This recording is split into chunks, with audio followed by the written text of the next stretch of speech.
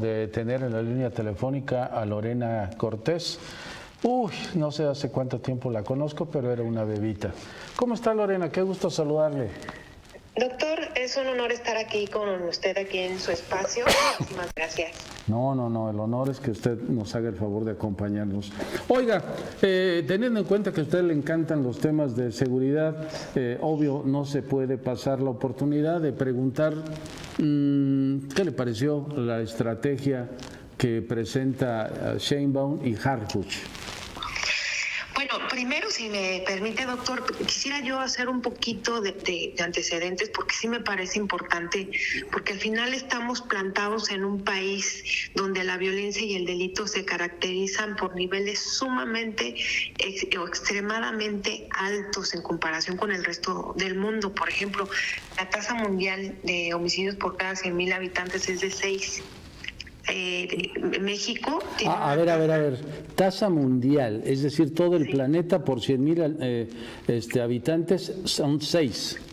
Así es, 6 homicidios por cada 100,000. Es la tasa promedio mundial. Okay. Pero, digamos, estamos hablando que nuestro socio comercial Canadá tiene una tasa de 3 homicidios por cada 100,000 habitantes. ¿3? Estados Unidos, 3 homicidios por cada 100,000 habitantes.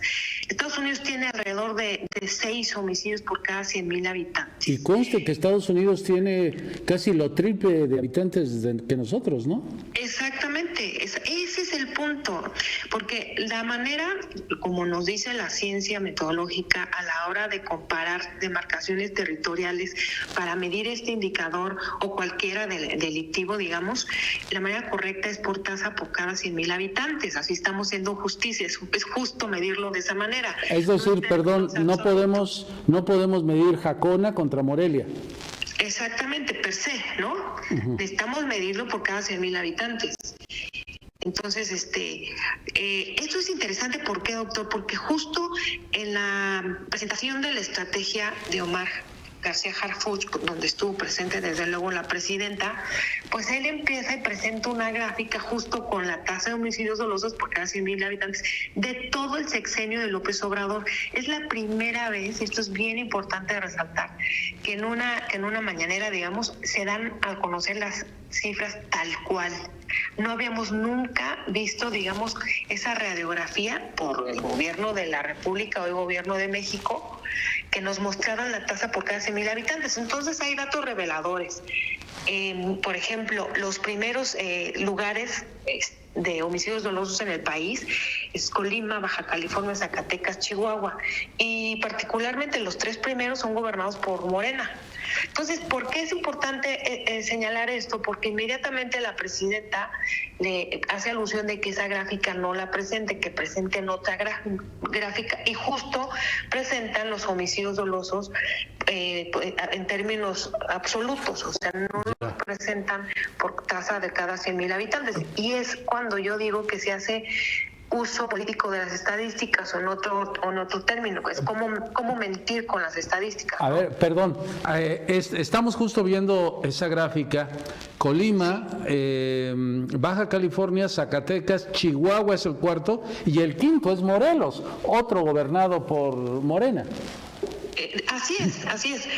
Y en política, digamos, siempre se tiende a politizar el tema de la seguridad, malamente, porque pues bueno, si me permite el término, pues eso es luego contraproducente, les sale el tiro por la culata, ¿no? Porque la verdad es que lo importante a resaltar, doctor, es exactamente ver en comparación a qué niveles de violencia estamos hablando, y voy para allá. Latinoamérica es la región más violenta del planeta. Concentra solamente el 8% de la población mundial, pero genera el 30% de homicidios dolosos en el mundo. Wow. Es la región, no lo digo yo, está en Cybercrime, la misma Naciones Unidas lo dice, el Banco Mundial. Entonces, ese es un fenómeno regional grave que evidentemente llama la atención de agencias internacionales. Vaya, somos un caso de estudio en Europa, en universidades como Oxford tienen un capítulo especializado para analizar la violencia en América Latina y particularmente en México, que ya ojalá haya oportunidad de platicar en alguna ocasión de esa parte, pero por ejemplo el Insights Crime, que es una ONG que mide los homicidios dolosos en Latinoamérica, hace su ranking mundial cada año. El último lo hizo en 2023. Entonces México hasta el 2018 siempre estaba abajo de Colombia, con una tasa entre 15 y 17 homicidios por cada 100,000 habitantes. México ya superó, digamos, por mucho a Colombia, y digamos, ese es un dato susceptible a resaltar, porque usted recordará, generalmente nos decían no se vayan a colombializar. Sí. Lo digo sin ningún ánimo peyorativo, ilustrativo, y ahorita pues la verdad es que la narrativa es que no se vayan a mexicanizar. Es decir, en México tenemos tasas que superan por mucho y en gran medida a países de Latinoamérica, los más violentos. Es más, si usted revisa la gráfica de tasa de homicidios dolosos en América Latina, ningún país tiene la tasa que registra, por ejemplo, Colima, 98 homicidios por cada 100,000 habitantes. Okay. La máxima tasa a nivel Latinoamérica la tiene un país que se llama San Cristóbal y Nieves, que tiene 65 homicidios por cada 100,000 habitantes.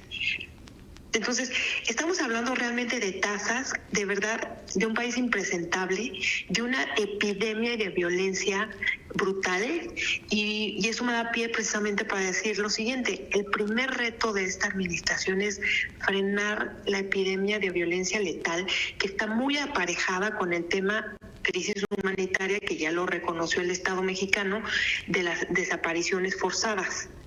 Porque, doctor, me atrevo a decir lo siguiente: parece ser que los grupos delictivos en los territorios han, digamos, optado por este modus operandi, yo luego le digo que es el crimen perfecto, de desaparecer a los cuerpos, precisamente para no, digamos, calentar, digamos, el tema con las autoridades, ¿no? Uh-huh. Para no tener esas complicaciones. Y entonces hay una tendencia, bajo esa lógica, del tema de desaparición forzada, ¿no? Ya. Entonces, en la realidad, con estos números, estaríamos hablando de un fracaso de magnitudes bárbaras contra la inseguridad del sexenio de Andrés Manuel. Y yo, en lo personal, estoy observando que esas 4 medidas, pues parece que son lo mismo, únicamente que con otro matiz. Ahora, yo me atrevería a decirle, es el fracaso de los últimos 3 sexenios. Ok, de acuerdo, tiene usted razón. Frente al fenómeno de la inseguridad. De acuerdo. Y vamos a entrar en detalles. Sí, de las 4 características que resaltó Omar García Harfuch, que hay que decir, me parece de manera clara y contundente, frente a un escenario sumamente crítico, sumamente difícil para, digamos, presentar en ese marco la estrategia de seguridad, me parece que le faltó contundencia, porque estamos hablando de la decapitación. Fíjese, doctor, nunca antes el crimen organizado había decapitado a un alcalde me refiero al del Chilpancingo, Alejandro Arcos. Esa es una afrenta contra el Estado mexicano, y me parece que las autoridades federales no estuvieron a la altura de una narrativa que justamente fuera más contundente, donde a mí como mexicana me hubiera gustado escuchar con mucha contundencia que no se iba a tolerar ningún acto de barbarie contra ninguna persona, que fuera una afrenta contra la sociedad mexicana y contra el Estado mexicano, con esas letras, con esa contundencia. Volvemos a escuchar, antes de entrar a las particularidades de la estrategia, una narrativa que, lo he dicho, a mi juicio, nos lleva a una discusión falsa, cuando la doctora Sheinbaum dice, no vamos a seguir con la guerra contra las drogas de Calderón. A ver, eso es un apunte político, politiquería en materia de seguridad, pero ok, digamos, se lo compramos a la presidenta. Ok, acto seguido debe de decir de manera contundente que eso no significa luego entonces que va a haber cierta condescendencia o preferencia. Porque pareciera ser que desde que el presidente Obrador empezó con sus abrazos no balazos, que pareciera ser que el mensaje fue precisamente de condescendencia y una suerte de victimizar a los grupos del crimen organizado, porque también son pueblo, o victimizarlos porque abrazos no balazos, porque los jóvenes son las principales victimarios. Entonces, en materia de seguridad la narrativa sí importa, se mandan mensajes muy claros, y yo creo que volvemos a esa narrativa de López Obrador de dejar esa entre líneas o una suerte, insisto, de condescendencia a estos grupos del crimen organizado. Bueno, tenemos 6 años que no se actuó como deberíamos, a lo mejor algunos pensar, actuar contra el crimen organizado. ¿Cuánto más vamos a esperar a que esto siga creciendo? Porque incluso todavía hace 6 años algunas zonas de nuestro país no estaban con ese terrible virus, por llamarle de una manera, de la inseguridad. El mismo Michoacán estaba acotado en algunos momentos, pero hoy pues prácticamente es todo el país, todas las carreteras. Sí, definitivamente. Eduardo Guerrero es un analista en temas de seguridad, lo hemos platicado mucho con él. Él tiene un monitoreo de las células del crimen organizado y se han multiplicado. Hay cosas que ya nos dice la evidencia, la experiencia, que no funcionan. Sin embargo, digamos como que las autoridades no basan sus estrategias en la evidencia científica, que ese es un lastre en México, no solamente de esta administración. Y si quieren, un momento más me doy a entender a qué me refiero con esto, pero si me permite la oportunidad, rápido, empieza la estrategia que propone Harfuch, primero con atención a las causas. A ver, ¿cuáles son los mitos y realidades? Cuando hablamos de programas sociales para restarle la base social al crimen organizado, hay un falso debate porque está demostrado que esos programas sociales abiertos no le están restando ninguna base social al crimen organizado. Si nos ponemos los lentes de la ciencia de la criminalidad o criminología, que es lo que yo estudio, vamos a ver entonces qué nos dice la ciencia, qué sí funciona cuando hablamos de atención a las causas. Funciona lo que le llamamos la prevención terciaria, doctor, porque hay una teoría que justifica a lo que me refiero, y me refiero a lo siguiente. Está demostrado la ley Pareto en criminalidad, es decir, el 80% del fenómeno lo origina el 20% de la población, digamos. Entonces, cuando hablo de prevención terciaria, tiene que ver que vamos a focalizar los esfuerzos, fíjese, sobre todo a personas que tienen familiares en la cárcel privados de la libertad por temas vinculados al crimen organizado. No sé si me doy a entender. Sí, por supuesto. Entonces, ahí estamos hiperfocalizando nuestra intervención, porque en la teoría que yo decía que explicaba este fenómeno se llama la teoría de las carreras delictivas, donde es más fácil que un familiar de fulanito, que lo vemos con el Chapo, por ejemplo, la carrera delictiva que han seguido sus hijos, pues es porque están modelando la carrera delictiva del papá. Y así pasa, eso está comprobado en materia de inseguridad. Entonces, yo no veo a las autoridades trabajar con los familiares de estas personas que están privadas de la libertad, vinculadas a temas del crimen organizado. Esa es realmente atención a las causas del delito. Lo otro es prevención primaria, lo otro de violencia estructural, de la pobreza, sí, pero es prevención universal, es para un país que no tuviera estos niveles de inseguridad. Un Haití, por ejemplo. Bueno, yo creo que no es el mejor ejemplo, pero ¿no? O sea, estamos planteando una estrategia de seguridad en términos de atención a las causas y algunas más que mencionaré, como si estuviéramos en un país donde los niveles de criminalidad, digamos, fueran aceptables. Ya. Estamos pasando una crisis de epidemia de violencia letal, como si no fuera suficiente, de desaparición forzada de personas, una crisis humanitaria, y como si no fuera suficiente, varias regiones del país sometidos al crimen organizado por el tema de derecho de piso y de extorsiones, ¿no? Ok, de acuerdo. Lo otro, la consideración de la consolidación de la Guardia Nacional. A ver, ya está con Sedena, es un brazo del ejército. Eso tiene más dudas y desafíos que certezas, doctor, porque México, creo yo, perdió la oportunidad histórica de construir una corporación civil a nivel federal con un enfoque de proximidad social, que es lo que la evidencia ha dado resultados. ¿A qué me refiero?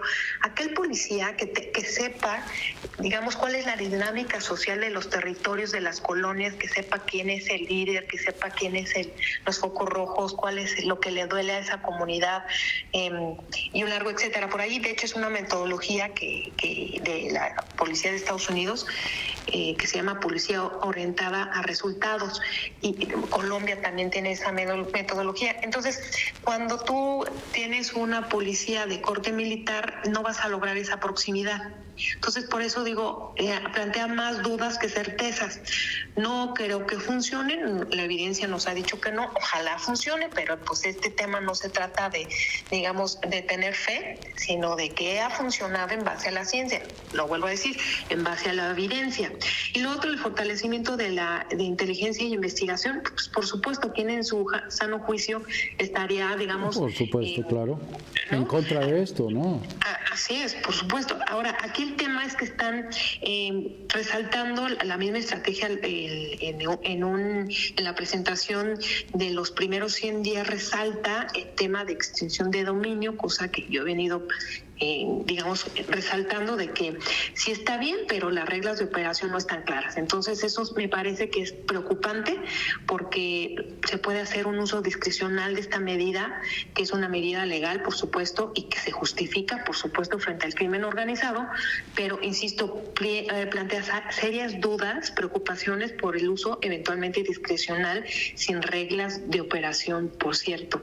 Y también, por ejemplo, el gabinete alterno, que hace alusión a este eje de fortalecimiento de inteligencia e investigación, un gabinete alterno que será nombrado por el Gabinete de Seguridad, donde va a participar WITSAT, entre otros actores clave del gabinete. Si estuviéramos en un país con estándares altos de legalidad, y como hemos visto, digamos, el comportamiento particularmente de la UIF en el sexenio anterior, pues también plantea serias dudas y preocupaciones. Es decir, ¿tendremos la capacidad o no de una investigación transparente, segura, apegada al debido proceso y un largo etcétera, anteponiendo la presunción de inocencia? No lo sé.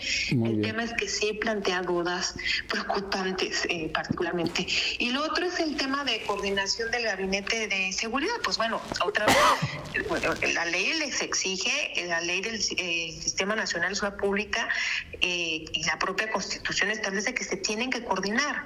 Ese es un tema que me parece que no hay que obviarlo, me parece que es importante que se enuncie, pero se tienen que coordinar, la ley lo exige.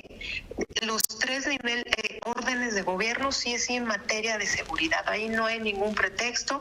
Aquí lo interesante es que Harfuch evidentemente va a tomar un liderazgo en el Gabinete de Seguridad frente a Sedena y la Marina. Muy bien, pues Lorena, le agradezco mucho este tiempo que nos ha compartido, y ojalá en algún futuro cercano sigamos platicando con usted. Con gusto, doctor, muy amable. Adiós. Hasta pronto. Muy bien.